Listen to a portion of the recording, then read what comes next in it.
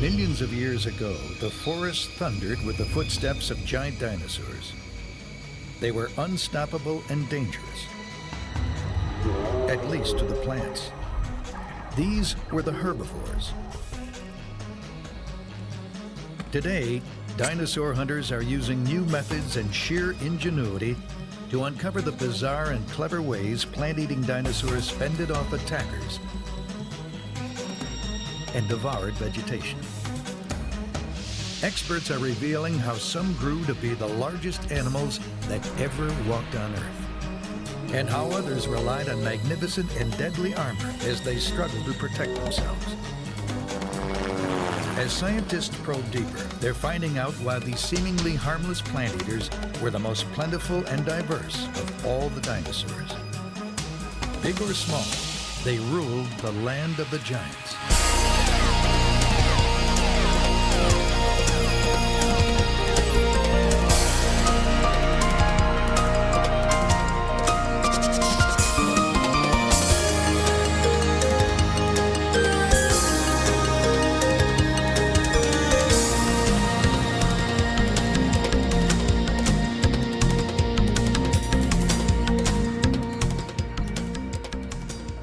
Meet Nancy, the world's largest touring dinosaur.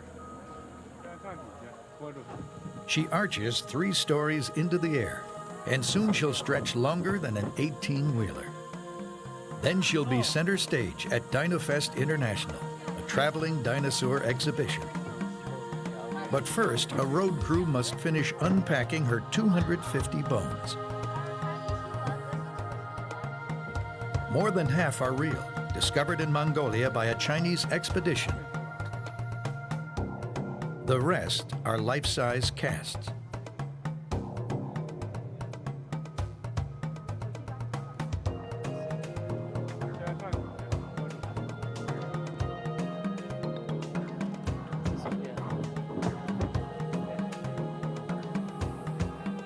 From her frame, scientists can infer much about how she lived, the adaptations and defenses that made her a success. Her great size was her best weapon and most useful attribute. 8-foot ribs once walled in a stomach so big that massive amounts of food might spend days inside, being converted to energy. Long legs as thick as tree trunks could carry her crushing weight for miles with minimal exertion.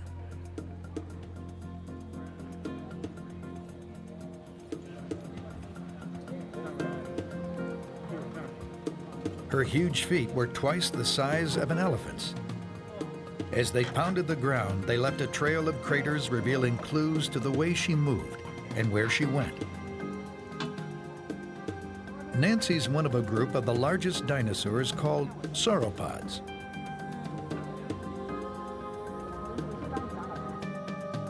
Their remains are found in Jurassic and early Cretaceous sediments, about 200 to 100 million years old. That's when they were the dominant plant-eating dinosaurs. Sauropods had a variety of features that fell between 2 extremes. On one hand was Diplodocus. It had a long tail, relatively short front legs, and slender pencil-like teeth.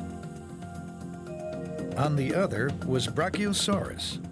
Its front legs were taller, tail shorter, neck more upright, and it had broad spatula-like teeth. Nancy was more like a Diplodocus. Found in the Middle Cretaceous, she was the last of her kind. None were mental giants. Perched atop the long neck was a small skull, which encased a brain estimated at about 1/4 the size of a cow's.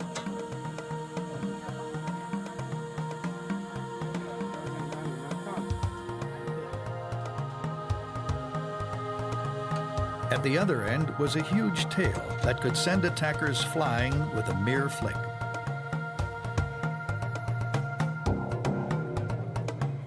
What were these giant dinosaurs really like? How could an animal get so big? It's a puzzle that challenges scientists. While some rely on cutting-edge technology, others seek answers from surprisingly simple experiments. At Indiana-Purdue University, Paleontologist Jim Farlow uses a method to estimate just how much sauropods weighed. He starts with a model of the dinosaur. Its precise proportions are based on fossil evidence and scaled down.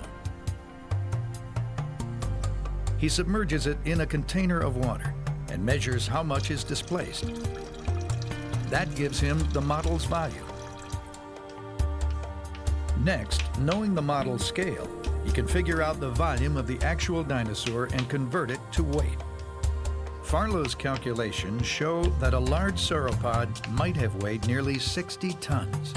The really biggest sauropods, the ones that would have been at the upper end of the size range, you may be talking about animals that would have weighed 10, maybe even 20 times as much as a large elephant.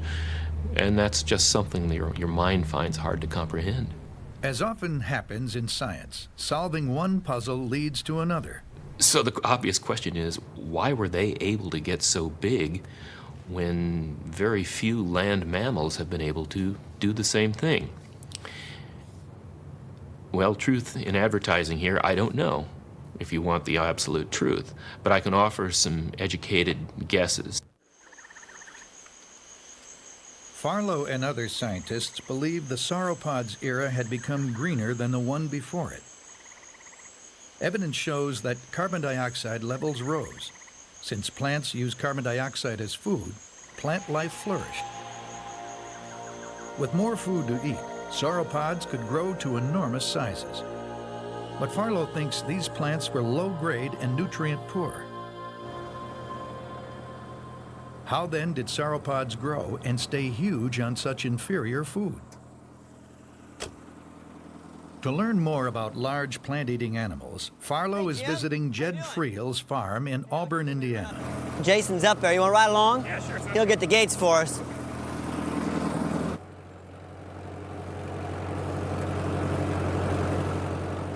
Jed raises herds of today's most famous plant eaters, cows.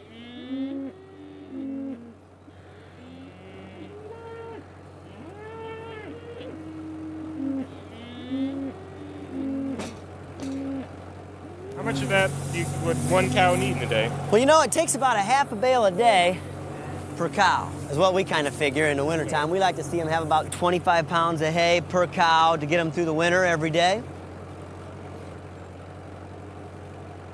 Digesting hay is a complicated matter. Once it's swallowed, it's softened in one of the cow's 4 stomachs. Microorganisms then break it down even more, extracting vitamins.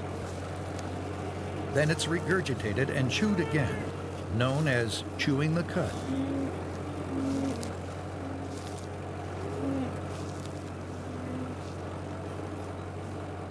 Sauropods also had help digesting.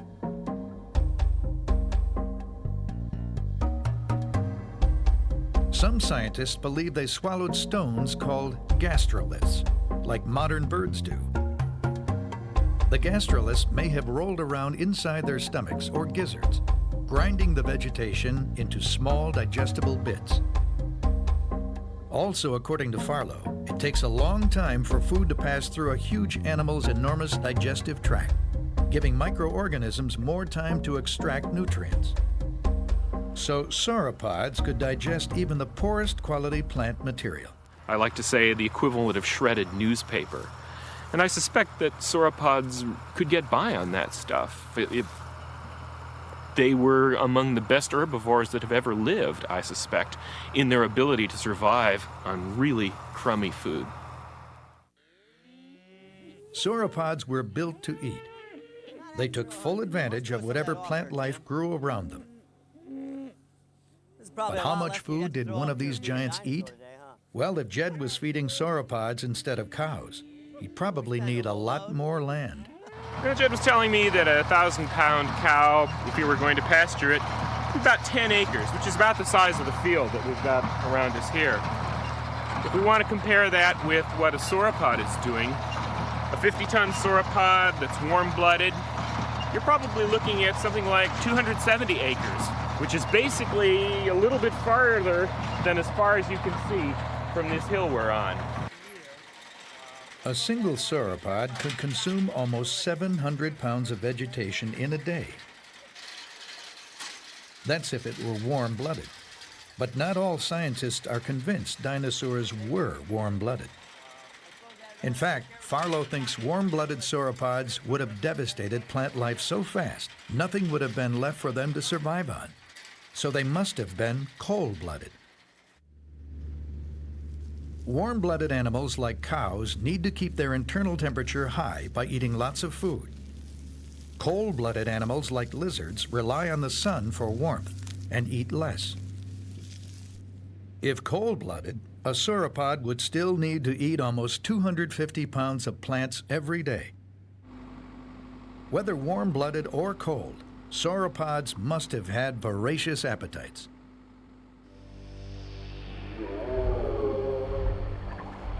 They amble through forests, devouring the scenery. With each thunderous step, they left a trail of clues hinting at their behavior. Tracks that are now being uncovered millions of years later by a new breed of dinosaur expert.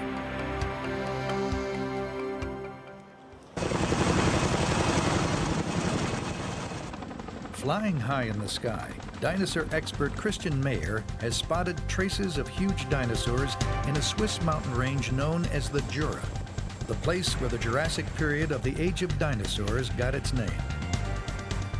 He's discovered dinosaur trackways here, covering an area 3 times the size of New York City.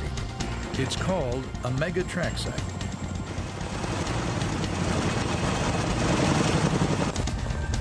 Mayer knows that bones can tell a lot about anatomy, but only tracks can reveal clues about the movements of dinosaurs.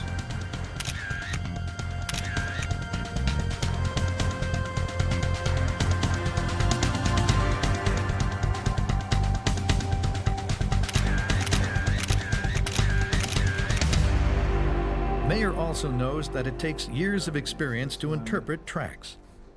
So he's asked track expert Martin Lockley from the University of Colorado at Denver to help.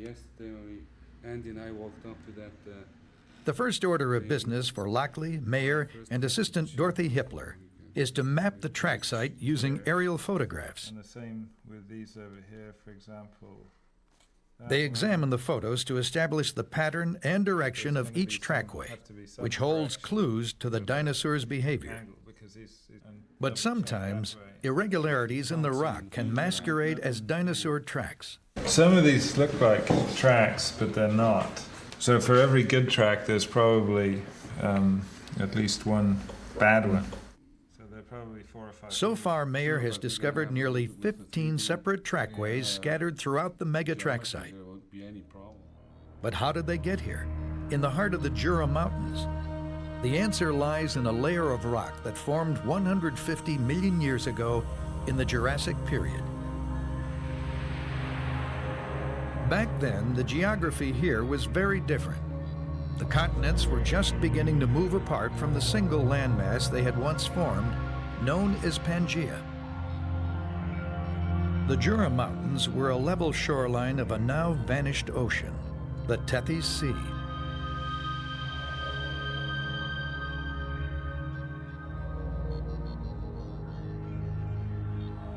After dinosaurs trampled a soggy shoreline, sun and wind dried their tracks, which hardened like concrete. The next rainstorm or flood deposited a layer of sediment over the tracks, preserving them. Then, 15 million years ago, as the land masses continued to shift and collide, the shoreline was pushed upward, forming mountains. Sediment covering the tracks eventually eroded, revealing the fossilized prints. Today, Christian Mayer and his team of trackers are piecing them back together step by step. Oh, like the slab is still dry, that's okay. Among his most recent discoveries are trackways at a quarry near the town of Moutier. Yeah. I wanted to set the rope up there where the casting people come. But take the oldest one. Andy, do you have the After bag? the aerial photographs, the team must examine the tracks up close. So they've pounded rappelling bolts into the rock to pull themselves up.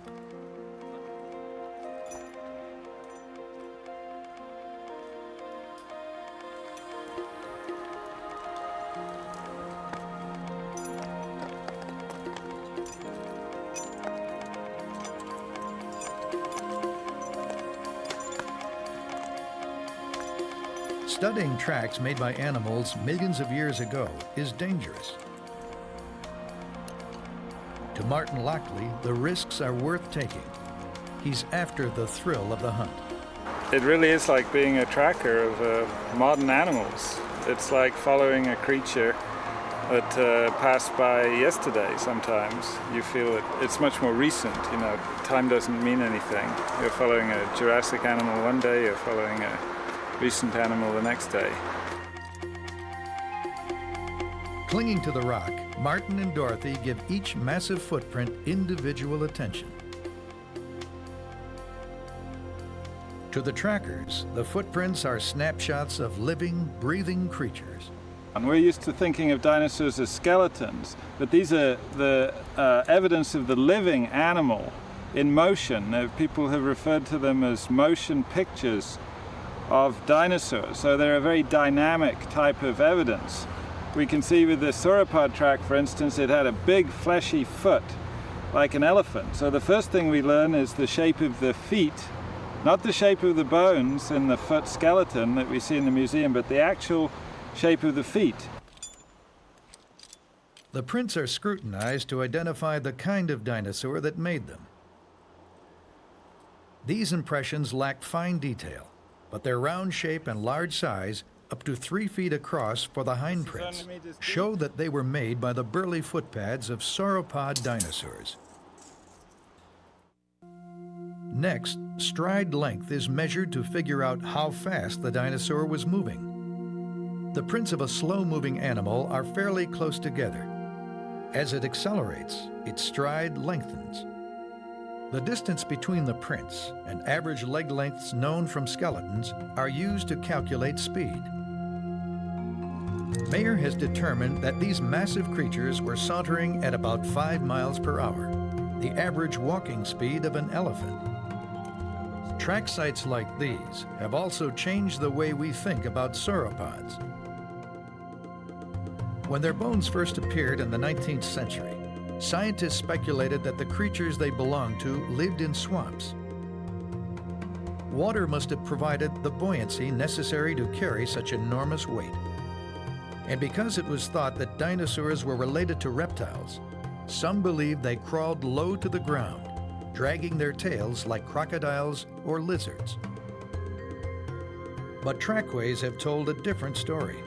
The lack of tail drag marks shows that the animals walked with their tails in the air. The narrow width between each footprint shows they walk with their legs directly beneath their bodies, like modern elephants, a stance that could support their tremendous weight without the help of water. Until now, mapping dinosaur tracks has been a low-tech operation.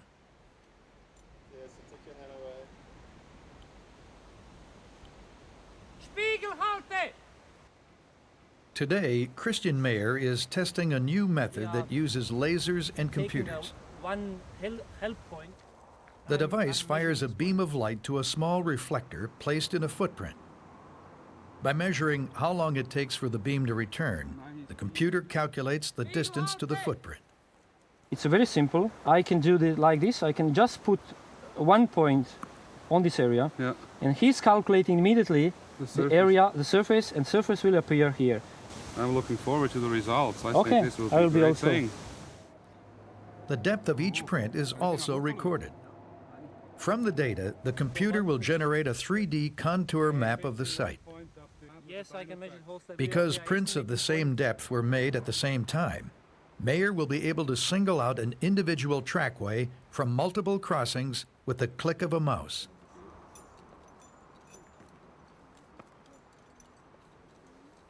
The new equipment promises to speed up the process of mapping trackways.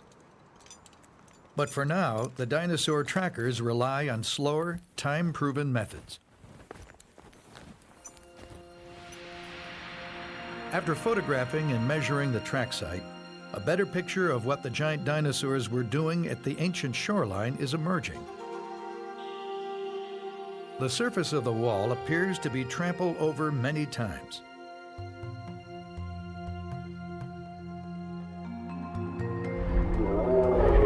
It appears that hundreds of sauropods returned here time and again, perhaps to cool themselves.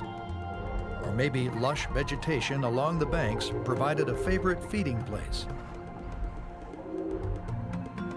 As dinosaur trackers follow in the footsteps of giants, active roaming dinosaurs seem to come to life.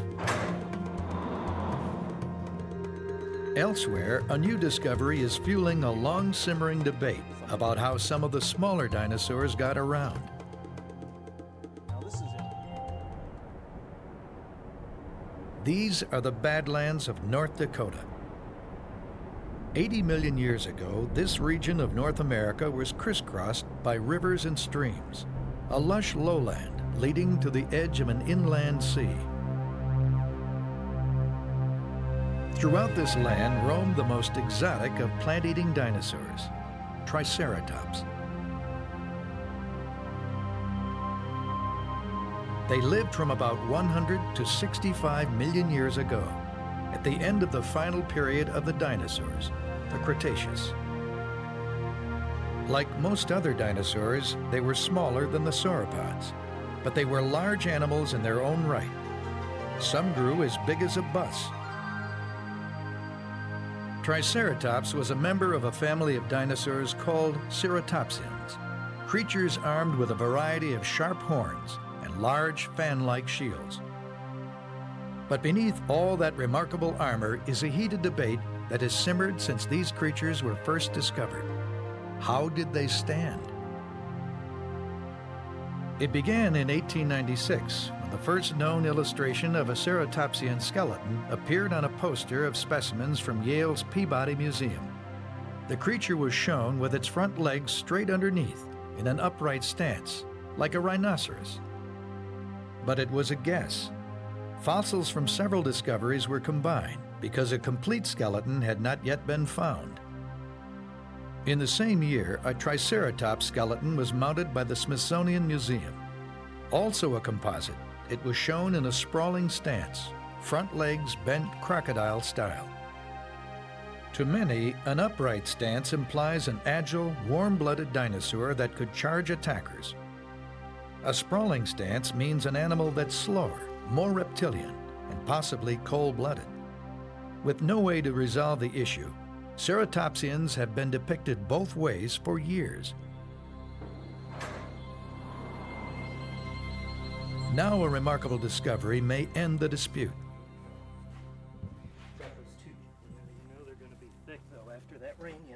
In the summer of 1994, William Gartzka, a biologist from the University of Alabama, and paleontologist David Burnham found a fascinating Triceratops in the Badlands of North Dakota.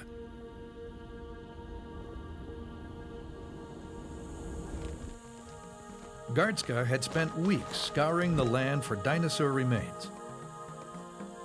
Then one day, as he was coming over a hilltop, he noticed what looked like a rib bone sticking out of the ground. He contacted Burnham.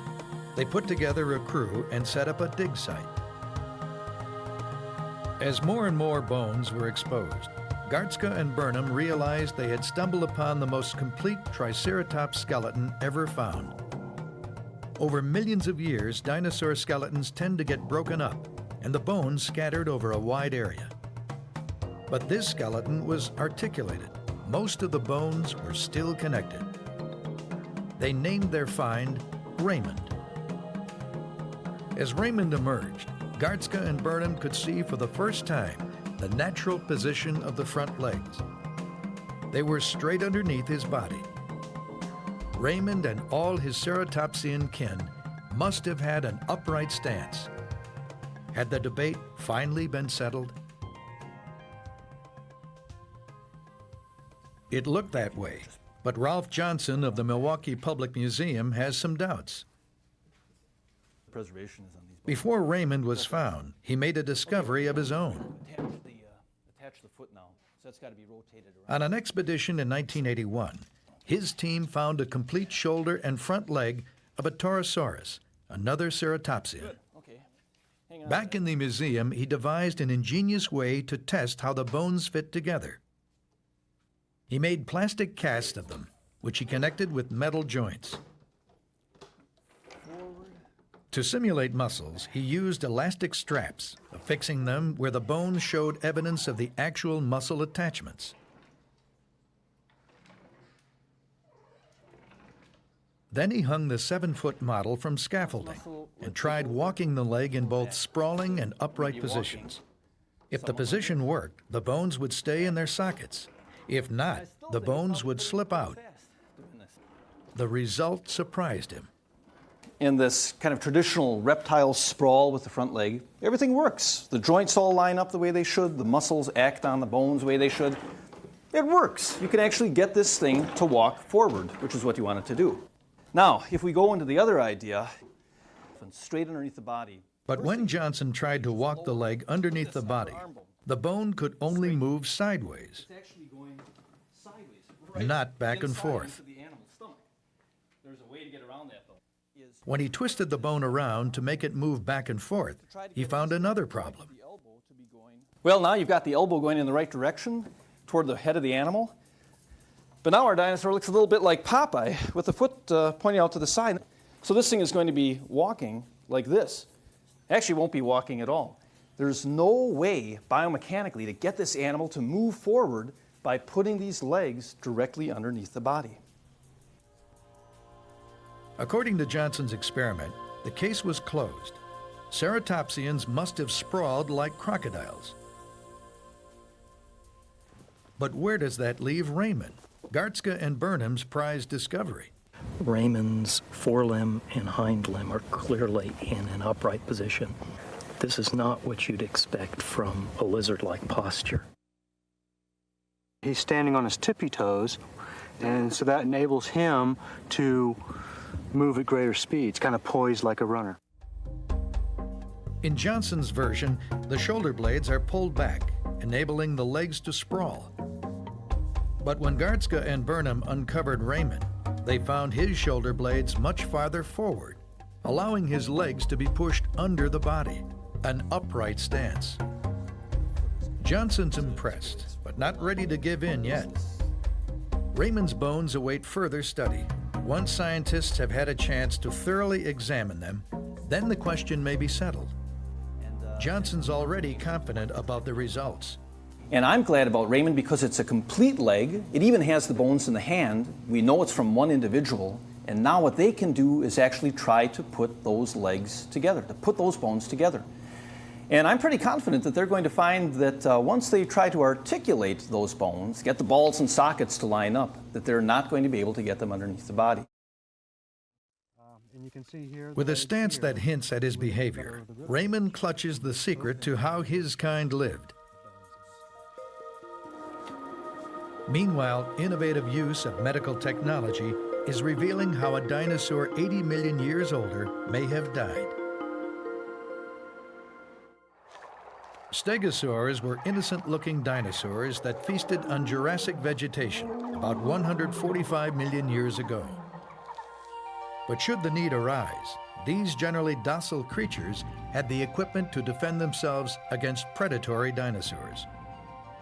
Plates along its back intimidated enemies by making the stegosaur appear larger than it really was, and lethal spikes at the end of a powerful tail could fend off the toughest opponents.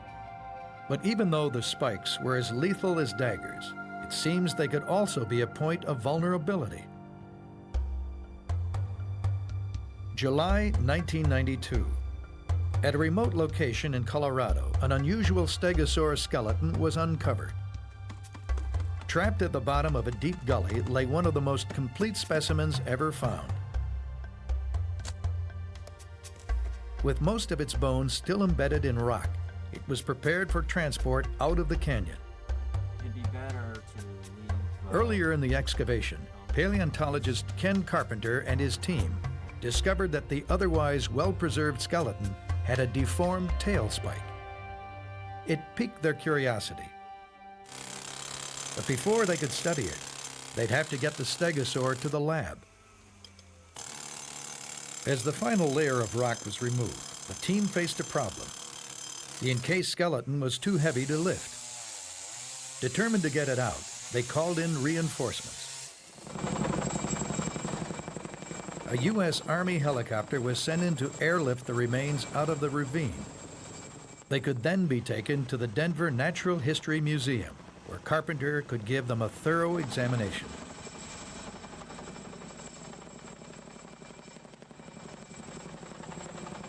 The helicopters are designed to raise 20th century battle tanks.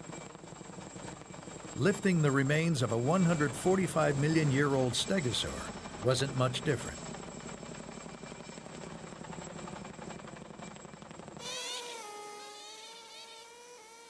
Back in the museum's lab, technicians painstakingly removed the bones from rock.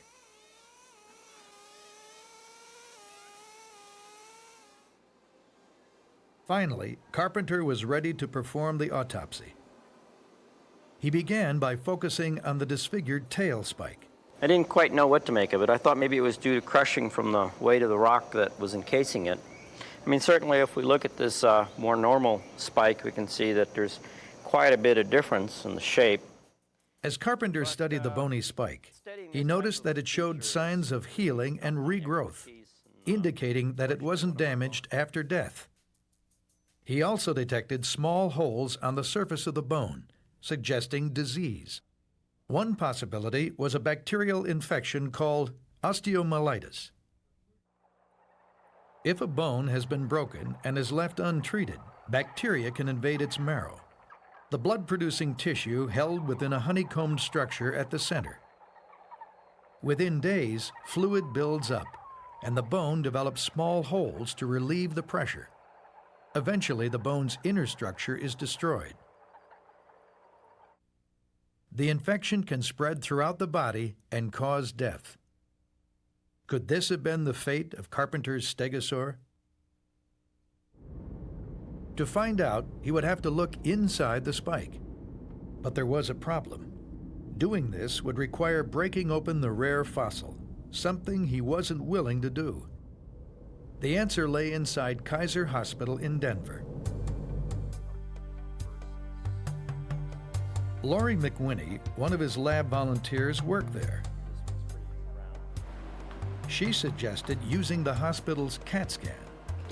Medical technology developed to harmlessly cut through human tissue and bone could expose the spike's interior without destroying it. I want to see if we can see some detail in that area. Okay. First, they scanned a normal spike, the kind found on healthy stegosaurs.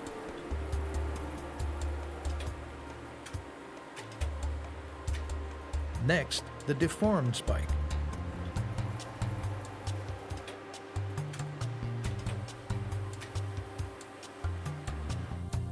Then the scans were compared. This represents a normal tail spike. You can see the dense outer bone represented here. The bone marrow is in the center. This is a pathologic spike, and you can see the dense outer bone, but the bone marrow is no longer where it should be. In the infected spike, the honeycomb structure of the inner bone is gone, a clear indication that it was not crushed by rock, but destroyed by bacteria before the creature died. Now Carpenter can be quite certain the stegosaur suffered from osteomyelitis, possibly caused by a broken tail spike. But how did the dinosaur break its spike in the first place? It may have been a casualty of war. The weapons and armor of stegosaurs are clear to see, but dinosaur expert Bob Bacher has drawn some conclusions about the defenses of sauropod dinosaurs other than size that aren't quite so obvious. He claims to have uncovered the secret of how the sauropod he calls Brontosaurus protected itself.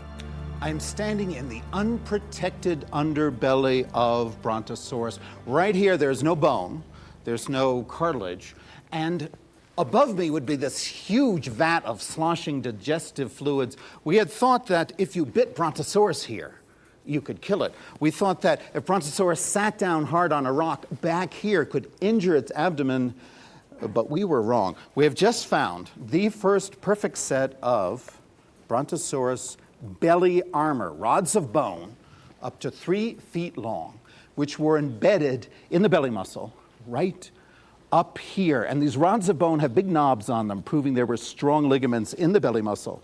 This would give Brontosaurus the strongest abdomen of any animal that has ever lived. If you were a meat eater and tried to bite here, you'd break your tooth. If you're a meat eater and jabbed a claw in here, it would pull out.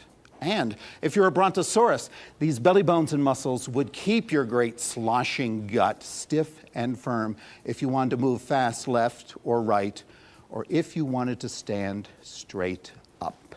You see, with a gut protected and stiffened like this, a Brontosaurus could go from all fours to straight up in a few seconds.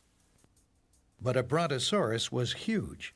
So strong belly or not, lifting its body off the ground required a few fancy tricks with leverage. Brontosaurus has a strange set of balancing organs. Now, the neck was hollow. All the bones were hollow. And here would be the lungs full of air. But you get back here, and it's all fluid-filled gut. And then the mother of all rumps, these gigantic hip bones and thigh bones surrounded by muscle. With its light front end and heavy rear, a Brontosaurus was like a seesaw with the weight on one end. Tilting its front end up was no problem. The animal's designed to go up, and go up quick. Why would you want to tilt up? Well, this is a plant eater. It lived in an environment where the summers were dry, nothing to eat at ground level. But there'd still be leaves, green leaves, on trees, tall trees. By tilting up quickly, you can access foliage that no other plant eater could get. With its massive legs and long neck, Brontosaurus could reach perhaps 40 feet high.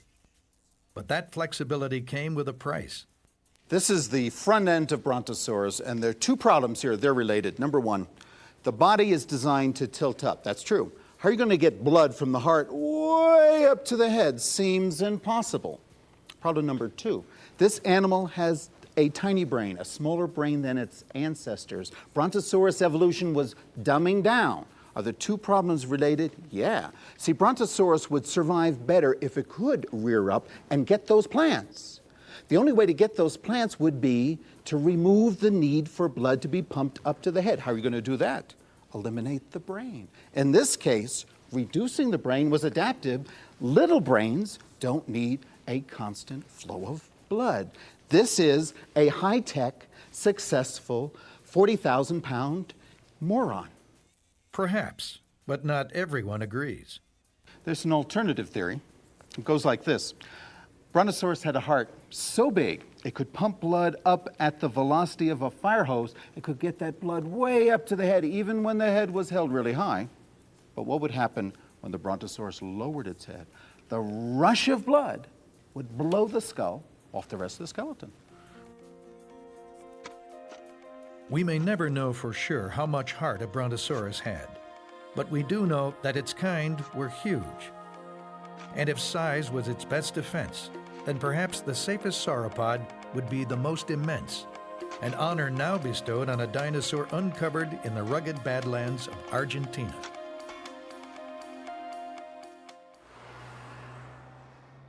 Below the equator, in a region of Argentina known as Patagonia, lies the small town of Plaza Juncal.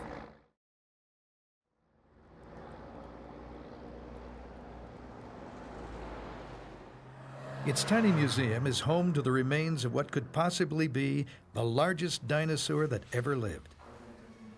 With a patriotic touch, it's been named Argentinosaurus. For the past 8 years, paleontologist Rodolfo Correa and his team have been assembling the bones of this previously unknown sauropod from the Cretaceous period. But even with the creature still in bits, Correa believes the massive bones leave no doubt about its size. The backbones of Argentinosaurus were at least 50% longer than any other vertebra from any other known sauropod around the world. The bones of Argentinosaurus were first spotted on a remote ranch outside Plaza Juncal in 1988. Word got back to José Bonaparte, head paleontologist at the Argentine Museum of Natural History in Buenos Aires. He sent Correa, then a student, on a 1,000-mile journey to inspect the discovery. It didn't take long for Correa to appreciate the bone's importance. Determined to get this giant creature out of the ground, he moved his family to Plaza Juncal, then arranged a job at the little museum, assembled a crew, and started digging.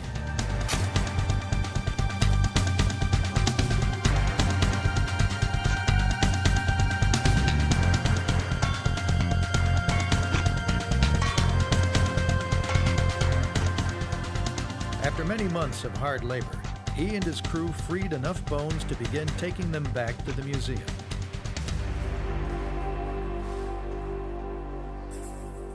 Once there, the careful cleaning of the bones progressed, and Correa began to think about the enormous importance of his enormous dinosaur. Argentinosaurus, it seemed, had become the latest in the series of discoveries of the most gigantic dinosaurs. It started a century ago, when dinosaurs were first being unearthed in the American West. A rivalry emerged between two great paleontologists, Philadelphia's Edward Drinker Cope and Yale University's Othniel Charles Marsh. It quickly became one of the most vicious battles in modern science. Hostilities intensified in 1877, when a huge bone bed was discovered near Como Bluff, Wyoming. According to legend, teams sent out by Marsh and Cope lied and cheated, even destroyed fossils to prevent their rivals from collecting them. For 12 years, these destructive wars raged. In the end, Marsh's collectors had unearthed some of the biggest bones ever found. Among them was a nearly complete skeleton Marsh later called Brontosaurus. At an estimated 75 feet in length and 15 feet tall, it stood about as high as a one-story building and spanned the length of about 5 mid-sized cars. A new giant appeared in 1910, when the Berlin Museum mounted one of the biggest dinosaur excavations of all time in East Africa. 500 men labored to dig out 250 tons of dinosaur bones. Their greatest prize was Brachiosaurus. With a height of 40 feet and a length of 85 feet, it remains the biggest dinosaur ever assembled in a museum. It was taller than a 3-story building and as long as 6 cars. 70 years would pass before a bigger dinosaur was discovered. In 1979, in Colorado, a dinosaur was found that was so big it was called Ultrasaurus. It stood 9 feet at its shoulders, possibly stretching more than 100 feet in length. It's likely to have towered 4 stories high and spanned as long as 7 cars. 6 years later, from a rocky outcrop in New Mexico, came the longest dinosaur ever found, the Earthshaker, Seismosaurus. It had a horizontal posture, but Seismosaurus still may have reached a height of a 3-story building. With its long whip-like tail, it's estimated to have spanned 150 feet, nearly the length of 9 cars. And what about Argentinosaurus? How does it compare? It could have been nearly 120 feet in length and 60 feet in height, 5 stories high, and nearly 8 cars long. In overall size, Correa believes Argentinosaurus to be the biggest dinosaur ever found.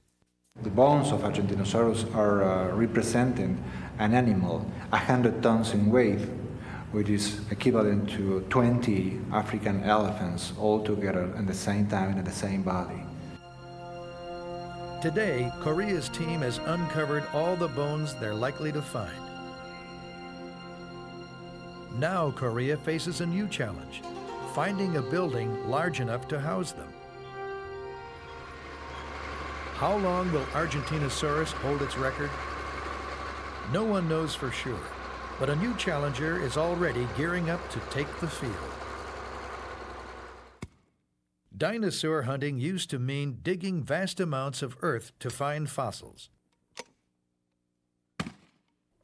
Geophysicist Alan Witten from the University of Oklahoma hopes to change that.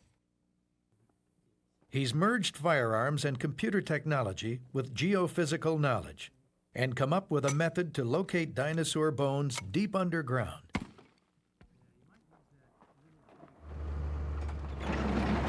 Witten has come to help a colleague find the remains of a giant sauropod from the early Cretaceous, about 110 million years ago. It might be a future record breaker, but they need to find more of it to be sure. By the time we get out there, here in southeastern Oklahoma, paleontologist Richard Cifelli and his team have already dug out 3 gigantic neck bones. Our guess is that this bone here is about the 7th bone down in the neck, sort of towards the middle of the neck series. And it's a good deal larger than Brachiosaurus. I mean, this is a lot bigger than Brachiosaurus, which is a huge, huge animal. So this could rival the very biggest of described dinosaurs.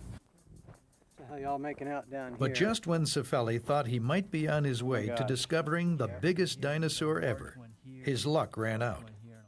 We found this neck, and then it just abruptly came to an end. And so we're missing the vast majority of this huge, huge animal. Where is it? You can't just dig forever. It's just not practical. It was time to call in Alan Witten and his gear. First, the overlying soil must be scraped away and the ground flattened. Then Witten can start looking for more bones. He uses a huge 8-gauge shotgun mounted on wheels. When fired, it sends sound waves into the earth. The vibrations are detected by an assortment of buried microphones. Sound waves travel more quickly through the dense bone than the sandy soil, so they arrive at the microphones first. A computer analyzes the patterns of waves, then reveals the location of the underground objects. With his device, Witten might just be able to tell Cifelli where to dig next. What I'm planning is to run the gun down the tape measure in this direction, shooting it every 2 feet, and what we'll get is a vertical slice, an image of a vertical slice right below this tape measure. Is that all right? With the array of microphones in place and signaling to the computer, Witten begins. His assistant stays with the computer to confirm transmission. Now, what do we have? Even with help from technology, it's hard locating dinosaur bones deep underground. But Witten won't give up so easily. He's brought along other devices. One of the most promising is ground-penetrating radar, or GPR. It's been used for years in archaeology, but now it's being adapted to paleontology. Instead of sound waves, GPR beams radio waves into the earth. Radio waves respond to the chemical composition of an object instead of density, and the results are easier to read. If the waves hit an object underground with the chemical composition of bone, they'll bounce back to the surface, showing up as an isolated blip on the computer screen.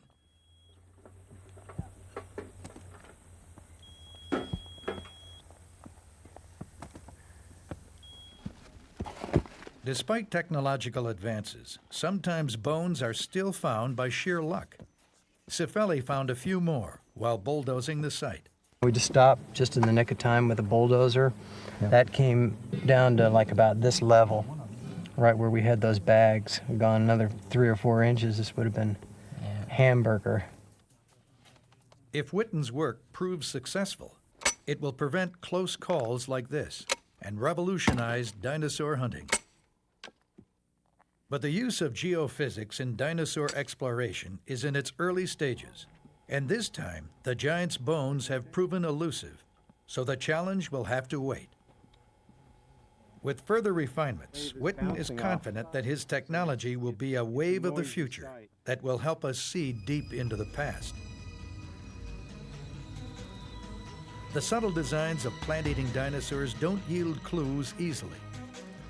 But today's technology has aided in piecing together the adaptations and behaviors that allow them to flourish in a world of vicious predators. In the end, it's the energy and imagination of men and women that have helped us to better understand these unique dinosaurs and recreated a world that was lost millions of years before the first human walked the earth. Today, the bones of perhaps only 1% of all the dinosaur species that live have been uncovered. Imagine what's still waiting to be found. When dinosaur fossils were first pulled from the ground, the appearance of the creatures was anyone's guess. And how they lived was beyond comprehension.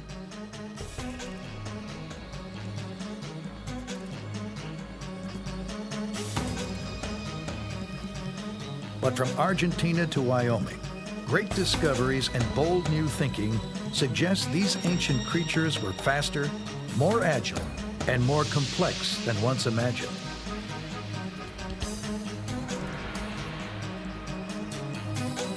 "65 million years after the last dinosaurs vanished, they're more popular than ever.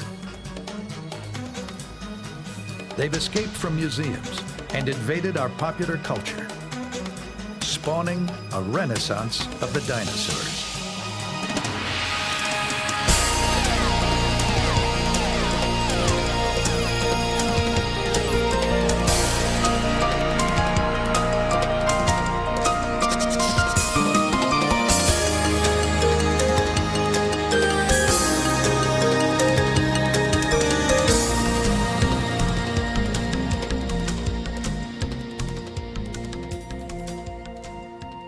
For over 150 million years, a group of animals unlike any today ruled our planet.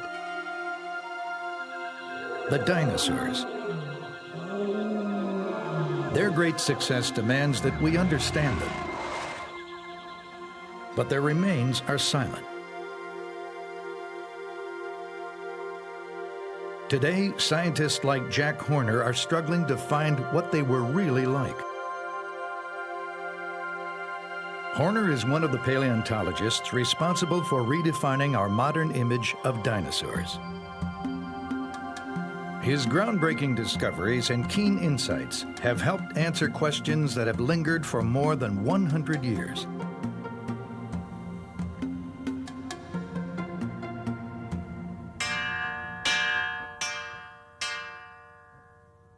His pioneer status attracts volunteers from all over the United States to Montana for his crash course in dinosaur excavation. The students live in traditional Native American teepees, designed to withstand howling winds that sweep off the nearby Rocky Mountains. Horner believes that the focus of paleontology is changing. Instead of settling for knowing what dinosaurs looked like, we now need to know how they lived. In the old days, people were looking for display pieces. They were looking for things to put in museums. So they would go out, they would find a dinosaur, they were looking for individual dinosaurs, and they were looking for something big. So they'd go out, they'd find a dinosaur, they'd dig it up, they'd bring it back, they'd prepare it, they'd put it on display, and then they'd go look for another one. And they weren't doing science. It was more in line with sort of the P.T. Barnum spirit. Nowadays, most of us, I think, are very interested in how dinosaurs live. In the 1970s, Horner's research led him to the debate over the link between dinosaurs and birds, an issue that's nagged paleontologists almost since the beginning of the science. As early as 1839, dinosaurs were classified as reptiles, even though some had hip bones like modern birds. Not much was made of the similarity until 1861, when an astonishing fossil was pulled from a German quarry. Named Archaeopteryx, it looked like a small dinosaur, but with one major difference: it had feathers. Some scientists would later declare it the missing link between birds and dinosaurs. But others refuted the idea because it lacked the specialized collarbone, a wishbone considered to be the fundamental trait of birds and their ancestors.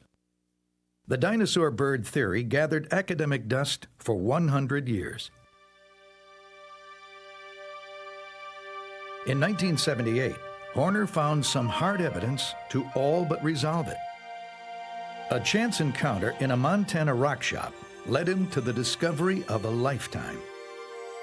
Horner and a colleague were in their first year as excavators when they stopped at a small fossil shop in Bynum, Montana, not far from the Canadian border. The owners were delighted when Horner was able to identify some of the fossils on display. The bones that she had found turned out to be a large duck-billed dinosaur. And as I was leaving the shop, she said, "Oh, by the way, there are a couple little bones here I would like you to look at." And she pulled out two tiny little bones, both of which I immediately recognized as baby duck-billed dinosaur bones. Horner was astonished. He knew how incredibly rare baby dinosaur bones were and how much could be learned by finding more. The shop owners agreed to close up early and take the dinosaur hunters to where the bones had been found. In pasture lands just east of the Rocky Mountains, they showed Horner the source. It would become the wellspring from which most of his future research would flow. He proceeded to uncover numerous bones of baby dinosaurs buried in a bowl-shaped depression that he determined was a nest. It was a historic find. The first nest of baby dinosaurs ever discovered. What's more, that bones belonged to a previously unknown kind of duck-billed dinosaur. Nearby, he discovered hundreds more bowl-shaped depressions and realized that he'd found an entire nesting area. Many of them held fossilized eggs. He called the new site Egg Mountain. Only once before had dinosaur eggs and nests of this scale been found. In 1923, the American Museum of Natural History in New York sent the flamboyant Roy Chapman Andrews on a lavish expedition to the Gobi Desert in Mongolia. The expedition found a total of 50 eggs, individually and in nests. They wrapped their treasures in camel hair and loaded them in crates to carry home.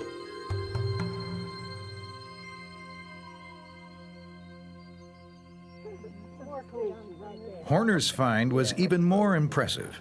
It yielded eggs, babies, and for the first time, actual dinosaur embryos inside their eggs, 70 to 80 million years after they were formed.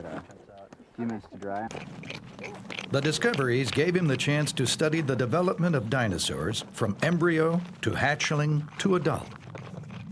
Much of his research focused on one question. After dinosaurs hatched, did they act more like birds or like reptiles? Reptiles emerge from the egg with strong legs and are able to fend for themselves right away. But hatchling birds are too weak to care for themselves.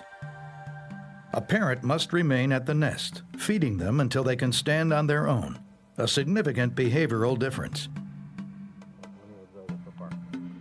Horner suspected that at least some dinosaurs cared for their young, as birds do. He looked for evidence in the eggs and the bones of the baby dinosaurs. The eggs were deposited in clusters, and it often takes brute force to free them from the surrounding rock.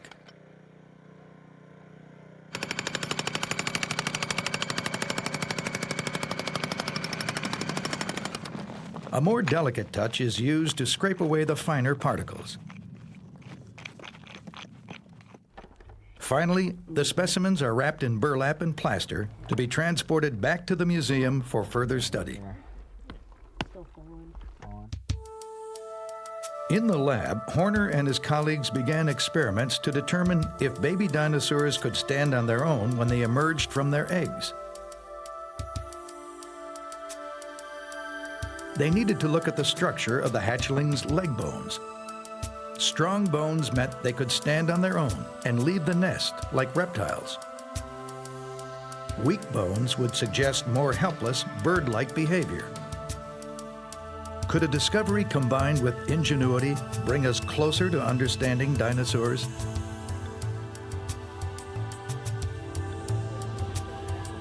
It has before. Every discovery advances our knowledge of what the dinosaurs were really like. And it goes beyond science. The more dinosaur experts learn about these bizarre creatures, the more fascinating they become to the public. Throughout the world, hundreds of museums display thousands of dinosaur fossils to satisfy the growing interest. And if people can't get to the museum can sometimes come to them. DinoFest International is an annual exhibition of dinosaurs and ancient life from around the world. In 1996, in a 2-week period, nearly 200,000 people flocked to see prehistory come alive. They were joined by world-renowned dinosaur experts, artists, and merchandisers. DinoFest was the brainchild of paleontologist Don Wolberg at the Philadelphia Academy of Natural Sciences. We have dinosaurs for the first time put in one place from every continent. So there are people interested in the wonderful animals from China, dinosaurs from Canada, US. Of course, T-Rex is extremely popular and unpopular, scares some kids.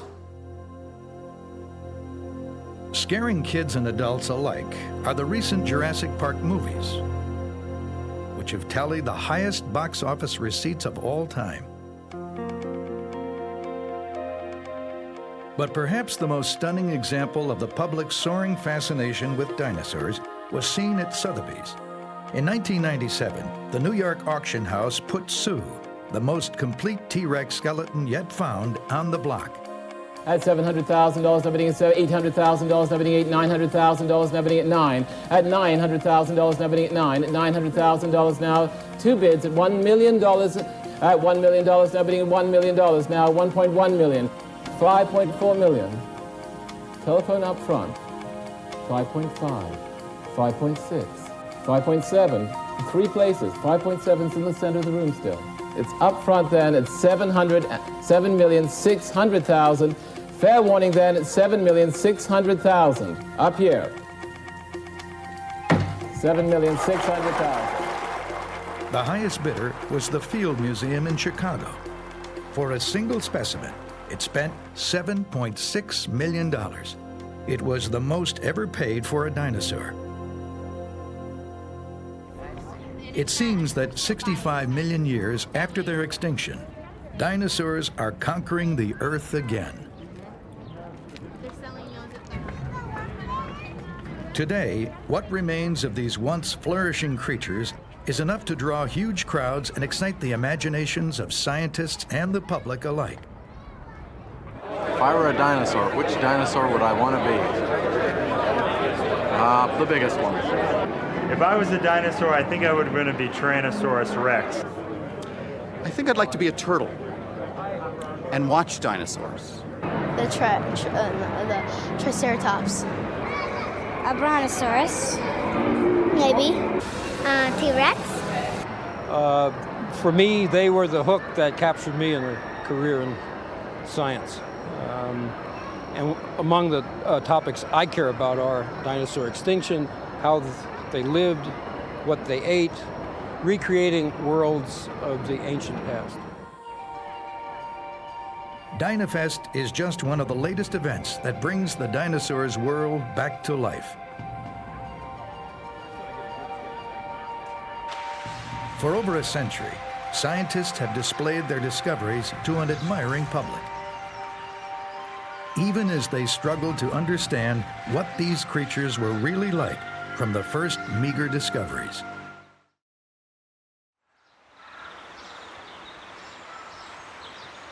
The first public display of dinosaurs was in 1854. It occurred at Crystal Palace Park, just outside of London. Some 40,000 people came to see life-size sculptures of long-vanished creatures. On the banks of a man-made lake stood replicas of many ancient animals. And on islands lurked the most popular sculptures by far, the dinosaurs. Huge and hulking. For the first time ever, scientists had collaborated with artists to put flesh on their bones. Each reconstruction represented the best that science had to offer.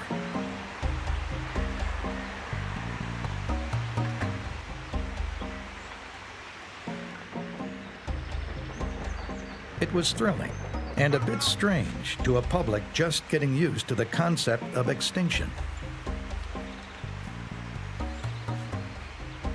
Recreating three-dimensional sculptures from the bones of extinct animals had been a tremendous undertaking. English sculptor Benjamin Hawkins was hired to build the creatures under the supervision of scientists. But very few dinosaur bones had been found by 1853, so the sculptures required some educated guesswork. Hawkins used a mix of creatures as his models: lizards, crocodiles, and rhinoceros. He labored for years on the project. As it neared completion, he held an unusual dinner party. Distinguished guests were served inside the belly of an unfinished dinosaur model. Hawkins had good reason to celebrate. The Crystal Palace exhibition became the crowning glory of a new science that was just beginning to understand dinosaurs. Through the ages, people had probably always come across dinosaur fossils, but had no idea what they were. In the 3rd century AD, dinosaur bones discovered in China were thought to be the remains of dragons. Ancient Greeks believed they were from a race of giants. It wasn't until the 18th century that Europeans, on the brink of the Industrial Revolution, started to question what the strange bones found in their mines and quarries were all about. When the first bones were found, the idea of extinction and the age of the Earth were virtually unknown. No one understood where the bones could have come from or how old they were. But the work of a few leading scientists would soon provide an explanation.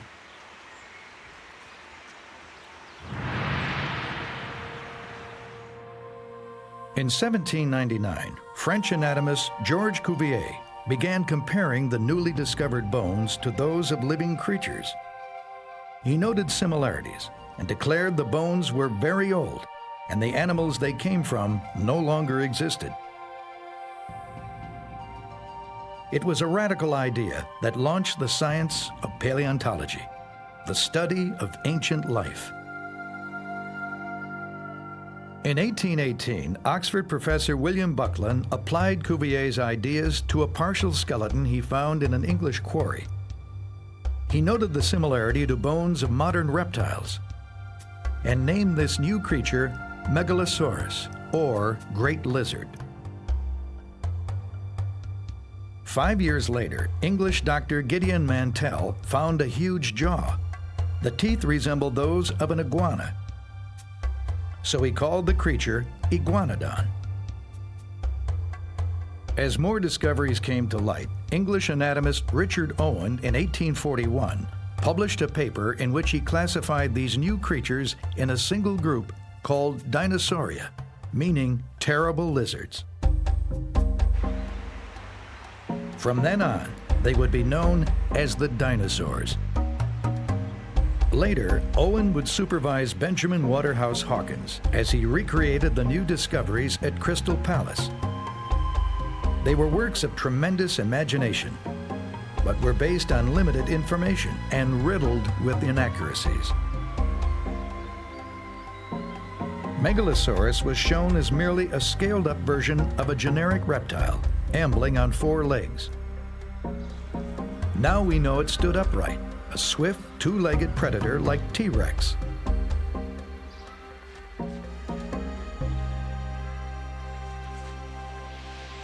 Iguanodon was also shown as a 4-legged behemoth, with a spike on its nose.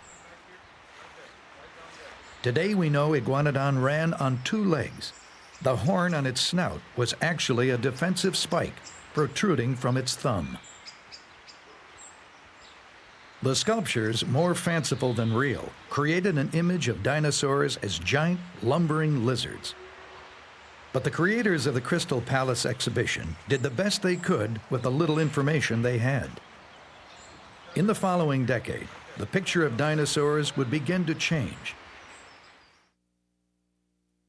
Across the Atlantic, knowledge of dinosaurs grew with the discovery of more fossils. As settlers flooded the American West in the 1870s, fossils began turning up in the exposed sediments of the dry and barren regions called Badlands. Soon museums in the East sent prospectors to Wyoming and Montana to hunt dinosaurs. They came back with new and far more complete specimens than any found before. As the diggers brought in one new kind of dinosaur after another, scientists vied to classify and name them. The work became an obsession for paleontologist Othniel C. Marsh of Yale and Edward Drinker Cope of the Academy of Natural Sciences in Philadelphia. Both were extremely ambitious, and both were after the same thing: to outdo each other by discovering and identifying the most dinosaurs. Their bitter competition took many forms. In 1868, Marsh pointed out that Cope, in a scientific journal, had put the head of the giant sea reptile Elasmosaurus on the wrong end.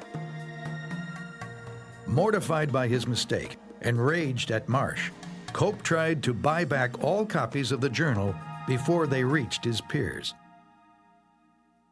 When a new fossil bed was uncovered in 1877 at Como Bluff, Wyoming, both Cope and Marsh sent crews to stake their claim. Rival prospectors were said to engage in fistfights, even smashing fossils in the opposing camp. On one expedition, Marsh hired 2 Army scouts as escorts. One of them was William F. Cody, better known as Buffalo Bill. As thorny as it was, the competition between Cope, Marsh, and other dinosaur hunters produced a huge trove of fossils. They uncovered many new species, producing a great leap in our knowledge of dinosaurs. Soon others would head west to dig up prehistory. One of these pioneers was Barnum Brown of the American Museum of Natural History in New York. In 1902, he discovered the bones and teeth of a giant carnivore. He sent his treasure back to the museum for study. So impressive were the bones that director Henry Fairfield Osborn dubbed the frightening new predator Tyrannosaurus rex, the tyrant lizard king. Beginning in 1897, the public image of the new discoveries was shaped by artist Charles Knight. Originally hired by Cope and Osborn to portray dinosaurs in scientific journals, Knight was soon commissioned to paint reconstructions of the beasts for magazines and museums. Early in his career, Cope and Osborne asked him to paint and sculpt their dinosaurs as agile and active, running, jumping, and fighting. Quite a change from the Crystal Palace dinosaurs.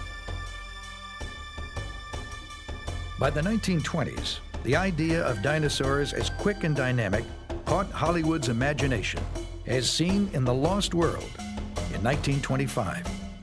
The depiction, though loosely based on scientific theory, was probably chosen more for its thrill potential. By the 1940s, for some unknown reason, science had returned to its previous view of dinosaurs as slow-moving, cold-blooded, and dim-witted. Knight reflected this view in 1942, when he wrote and illustrated an article for National Geographic magazine. He described the dinosaurs as harmless and stupid, and showed them lumbering across the landscape, dragging their tails or wallowing in swamps. Soon, pop culture would embrace that image. Moronic, plodding dinosaurs began turning up around every corner. But in the last 20 years, our knowledge has soared with the bounty of new fossils. In the 1960s, a fresh crop of paleontologists was making new discoveries and re-examining old assumptions. What they found led them to question the notion of dinosaurs as lumbering beasts. Blazing the path was a brash young paleontologist named Bob Bakker.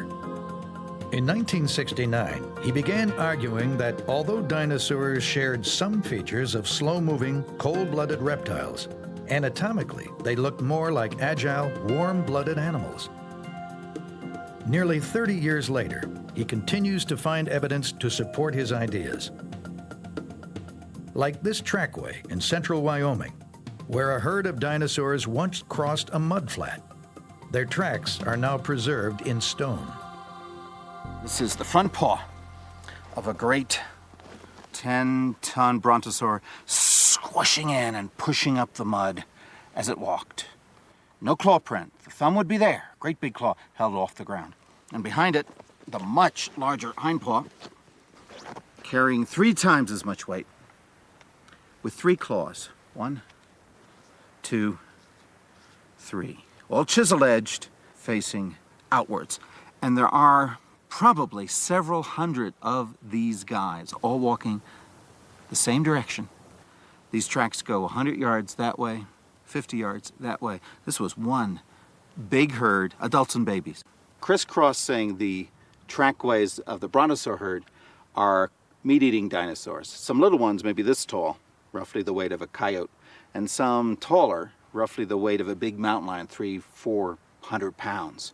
What they were doing, I don't know, but some of them were moving pretty fast. Some of them were going around back the brontosaur herd, some cutting in the front, probably trying to keep out of the way, maybe looking for the small fry, stirred up by these, this enormous weight of unstoppable herbivores.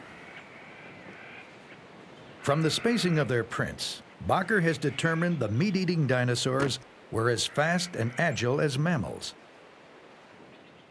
There's a simple equation that lets you calculate how fast these dinos were going, if you know how tall they were and how long the stride was. Now this meat eater, it's about as tall as I was. Look at this. Can barely do that. I can't walk comfortably with that stride. This guy was running. He was going about 14 miles an hour. Some of the tracks that have been found nearby indicate speeds of up to 40 miles an hour in spurts, and the average speed of all these meat eaters is 7 miles an hour. That's a good clip. That's the clip that coyotes and wolves and hunting dogs and hyenas use when they're scurrying around looking for food. That's a hot-blooded pace. In 1986, Bakker presented his radical ideas to the public in his book, The Dinosaur Heresies. In it, he illustrated his theories with his own drawings, showing how the anatomy of the dinosaurs made them faster and more agile than reptiles. It was groundbreaking and controversial, but slowly won over many of his critics. He believes past notions about dinosaurs are the result of scientists trying to fill in the missing pieces of a complex puzzle.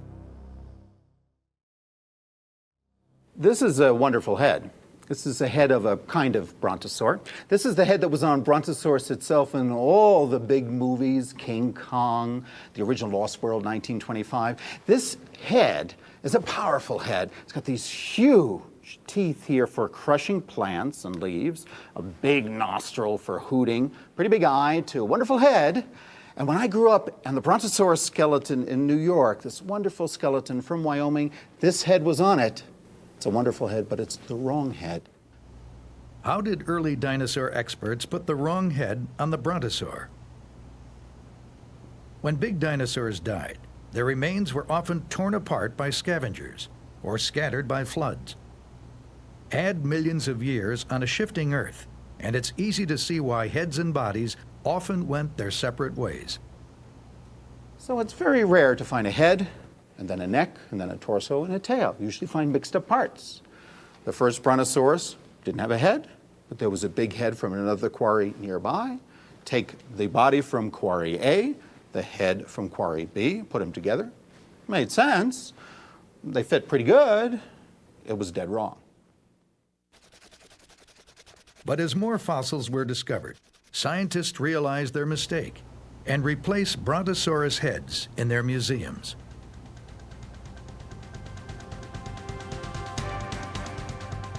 Bacher's hunting ground is Como Bluff in central Wyoming. He returns every summer to search for more dinosaur relics. He's joined by groups of graduate students hoping to make their mark in the field. They'll likely have little to show after a long day in the blistering heat. It's the possibilities that drive them on. The chance to discover a completely new dinosaur, or a complete skull or skeleton. If they're lucky, their finds will add to the continuing wealth of fossils that began in the early 1800s. As the evidence accumulates, new theories are formed, old ones discarded. From sluggish behemoths to fleet-footed upright racers. From cold-blooded to warm-blooded, dinosaurs continue to fascinate as our picture of them becomes clearer. While Bacher was redefining our ideas about the creatures, Jack Horner was in his lab, solving the most compelling dinosaur mystery of all.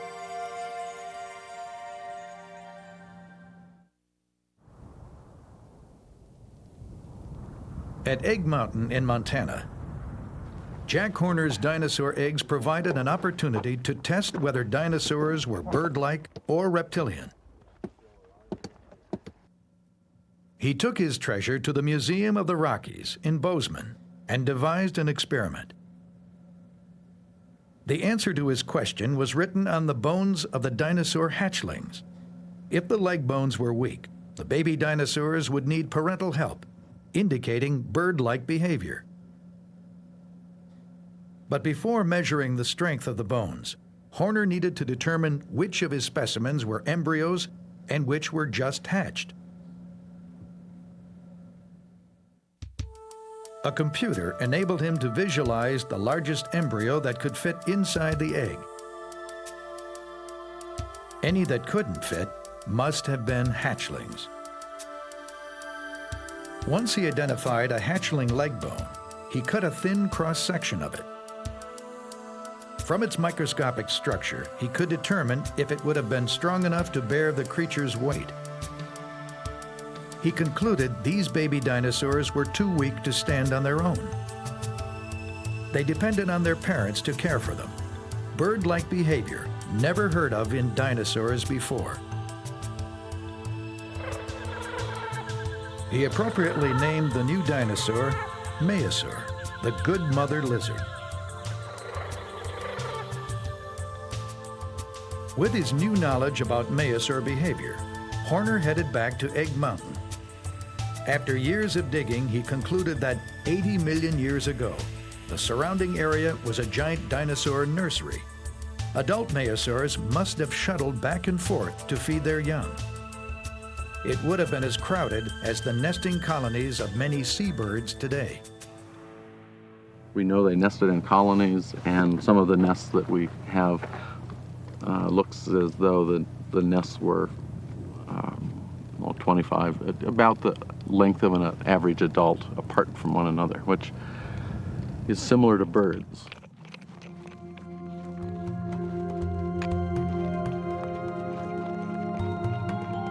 From his study of nearby sediments, Horner believes Egg Mountain was once an ancient island surrounded by a shallow lake which helped protect the babies from predators. Dinosaurs may have waded out to the island to lay eggs and tend to their young until they were strong enough to leave.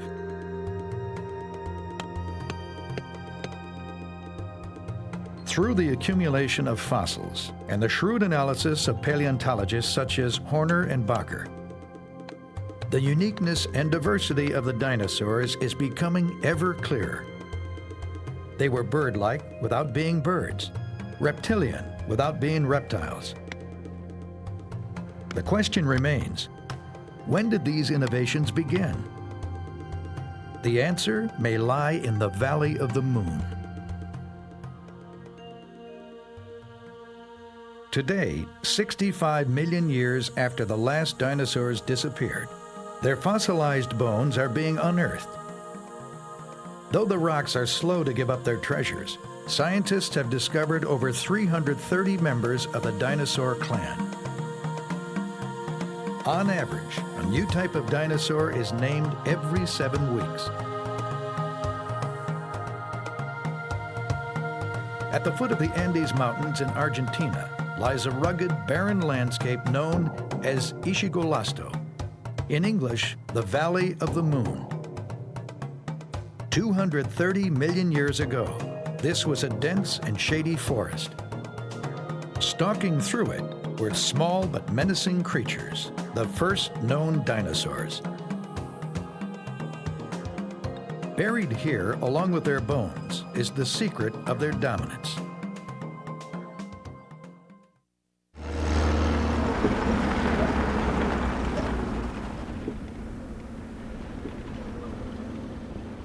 Isolated in the desolate beauty of this barren Argentine landscape, a team of dinosaur hunters hopes to unlock the mysteries of dinosaur evolution.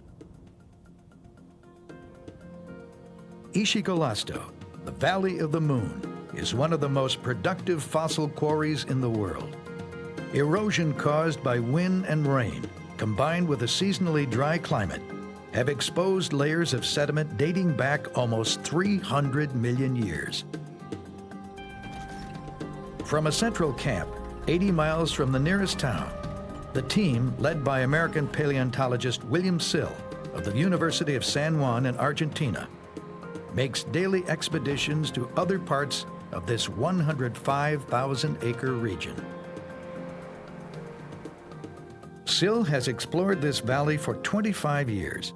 It's one of the best places in the world to study the roots of dinosaur evolution and understand what made dinosaurs unique among the other creatures that shared the planet.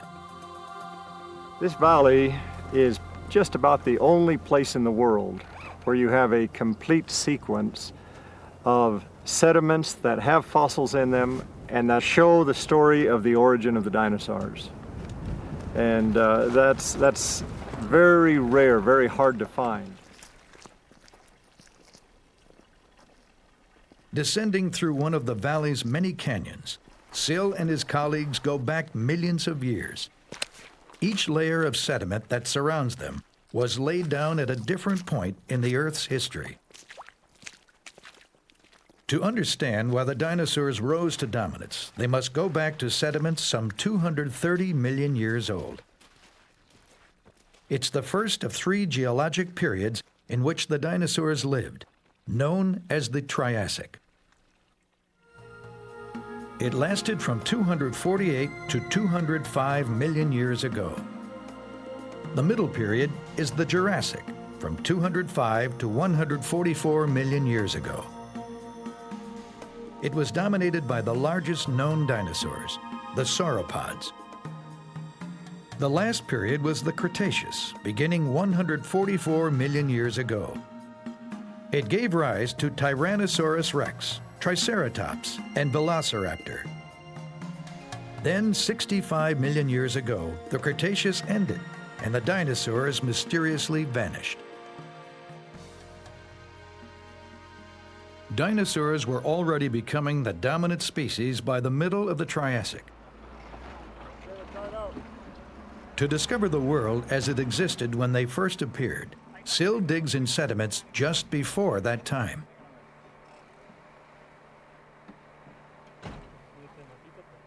The dominant creatures of this earlier period were reptiles that had begun to acquire some features of modern-day mammals.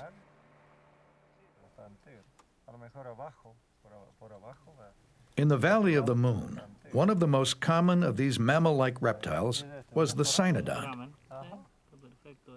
This is the skull of a cynodont, one of the mammal-like reptiles, very common here, possibly an omnivore, probably a vegetarian. When you look at the skull, this is how we find them. And it doesn't look like much at first, but if you look closely, you can see the outline of the eyes here, the snout down here, and back here the large temporal openings where the muscles that pull the jaw together came up through. And here's actually part of the lower jaw sticking up through this opening. Now these were on the line to mammals. They have some of the characteristics of mammals. Mammal-like reptiles sprawled low to the ground like reptiles, with larger brains and complex teeth like mammals. They seemed to be well on their way to becoming the dominant animals that mammals are today. But then their future was jeopardized. To find out how, Sill takes his expedition higher up the eastern slope at Ischigualasto. The Red Cliffs hold sediments from the final years of the Triassic period. Here, mammal-like reptile fossils are almost non-existent. In their place are the bones of a new kind of creature, the dinosaur. What happened? Part of the answer comes from one of the earliest dinosaurs found here, Herrerasaurus, dating from 225 million years ago.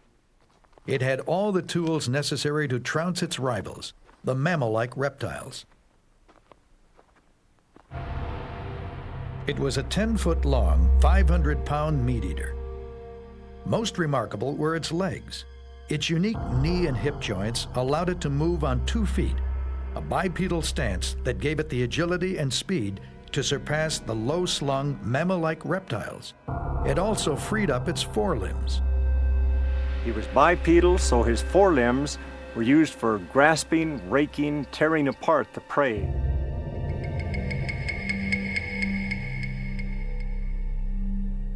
In addition to its large claws, the skull and teeth of Herrerasaurus made it a formidable predator. The things that make him a good dinosaur are these big teeth with serrated edges like a steak knife.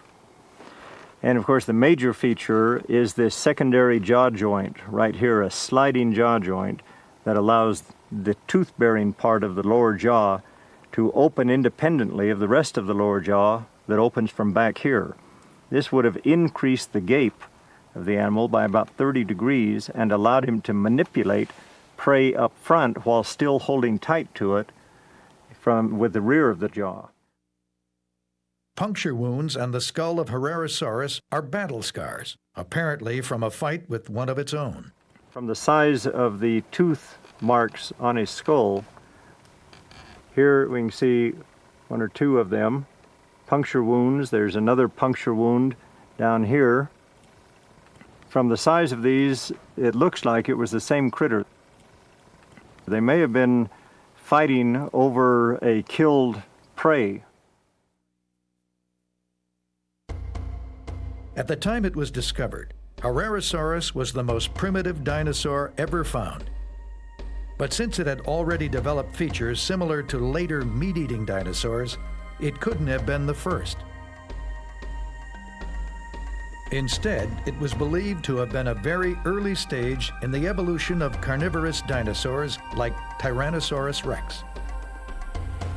The search continued for an even more primitive dinosaur. In October 1991, one of SIL's graduate students, Ricardo Martinez, found one. His team uncovered the bones of a dinosaur roughly 3 feet long, barely the size of a dog. It was found in sediments 228 million years old, practically the dawn of the dinosaur age. It was named Eoraptor, the dawn stealer. Since then, SIL's group has found 6 more. This is a skull of Eoraptor, tremendously important in the history of dinosaurs, because the teeth of this shows that it is a carnivorous dinosaur. The high, narrow skull, the large orbits tell us that it was an active predator. And one of the great things that tells us of its possible ancestor of all the carnivorous dinosaurs is this incipient jaw joint, the second joint that allows it to manipulate prey. And that's a major characteristic of all of the later carnivorous dinosaurs.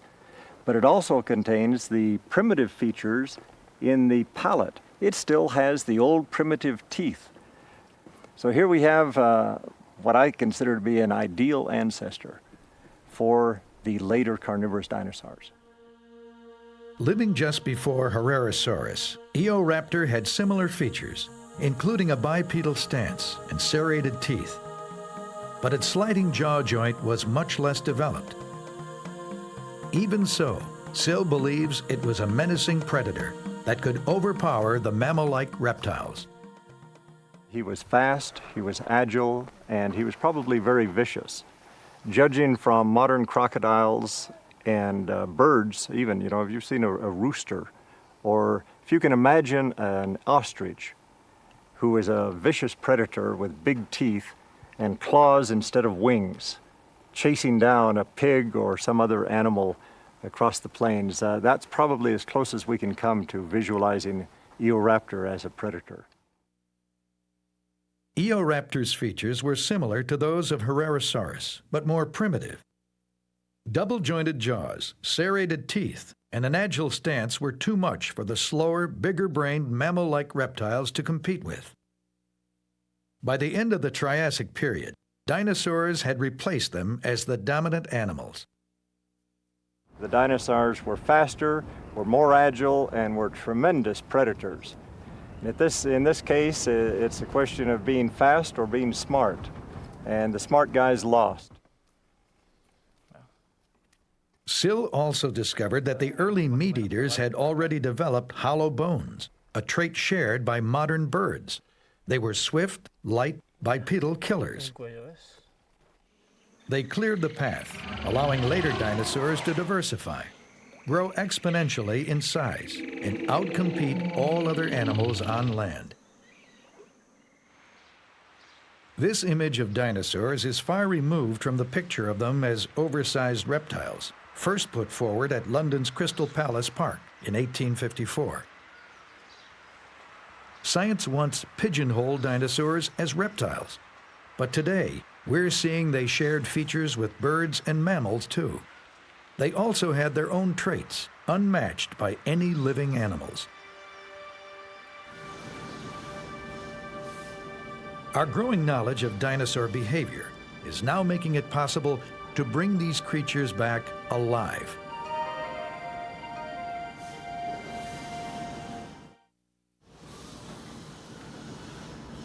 Generations of dinosaur scientists have seen their discoveries transformed into public attractions that bring ancient worlds back to life.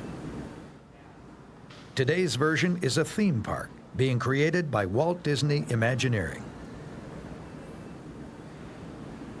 Engineers and artists are taking everything we currently know about dinosaurs and making them almost as real as they were 100 million years ago. According to science liaison Casey Brenna, the job still leaves room for interpretation. One of the challenges of recreating an extinct species of which we only have bones to work with today is interpreting what their body motions, skin colors, and behavior will be. And we find that utilizing, of course, nature as it exists today, and with the new knowledge that probably birds are related to dinosaurs if they aren't actually dinosaurs, has given artists lots of inspiration in how dinosaurs would look, how they would act and behave. Like their counterparts 150 years ago, dinosaur artists mixed scientific fact with fiction. But today, they have more science to work with. Scientists have found impressions of dinosaur skin, but no clues as to color. For a long time, artists picture them a dull gray. Since it's now believed that dinosaurs are related to birds, artists feel free to use more vibrant colors. Disney's robotic Stegosaurus, a relative of Triceratops, has also gained from the new paleontology.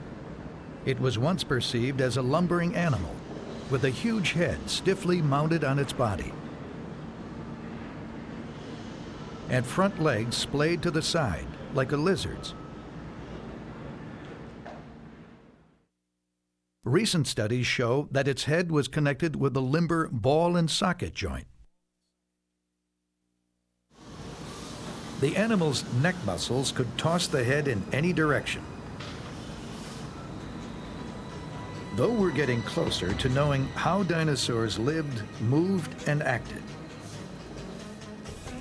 we're still a long way from knowing everything about them, but we're on the right track. 19th century scientists greatly expanded dinosaur science. More recently, men like Jack Horner and Robert Bacher have done the same.